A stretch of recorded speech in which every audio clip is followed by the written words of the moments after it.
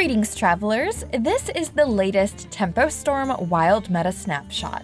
The field is beginning to settle on Wild Ladder during Titans, meaning our experts have a better picture of what the best decks are right now. Currently, the threshold for what is powerful can be summed up by a deck's ability to take over the board early. Can your deck create a wall of threats out of thin air by turn 4? Can it destroy an opposing board while making a board of its own by turn 5? If you answered yes to either of these questions, then congratulations, you are playing a top-tier deck.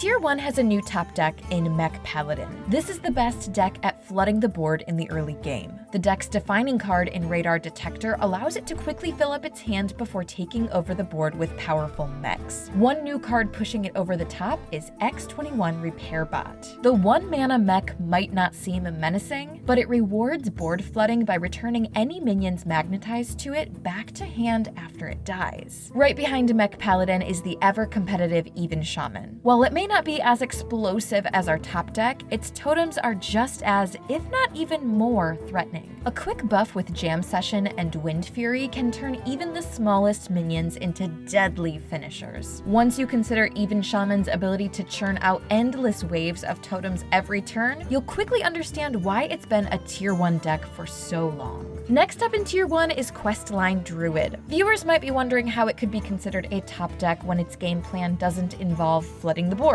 As it turns out though, playing spells to gain attack and armor leads to some sizable discounts to key minions in the archetype. Umbral Owl and Crypt Keeper come down as early as turn 2 to push opposing enemies off the board. When Oracle of Elune is added to the mix, it's easy to see how a board full of taunts and rushers can come to be by turn 5. Our final tier 1 deck is another misleading archetype, Frog Shaman. Players tend to focus on its burn-centric strategy when playing, but Voltaic Burst and Storm's Wrath make for some nasty boards. An early swing turn can see opponents facing down over 15 damage from minions alone.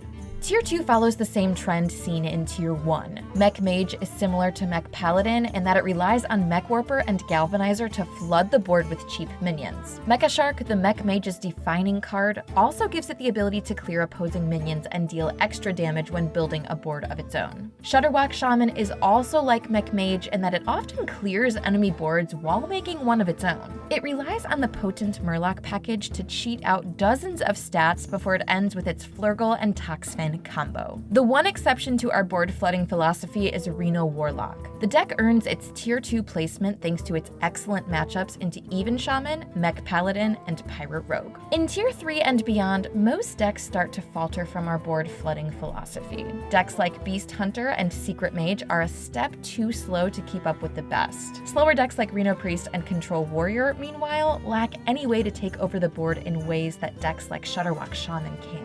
There's hope for these decks though. At the end of the month, Caverns of Time, Wild's first ever exclusive expansion, will be released. The expansion brings 113 buffs and 34 new cards to Wild for a massive shakeup. Until then, check out our full meta report at tempostorm.com to gain an edge over the competition. Our thorough breakdowns will get you fully prepared for what's to come in the Wild format. As always, thank you for watching.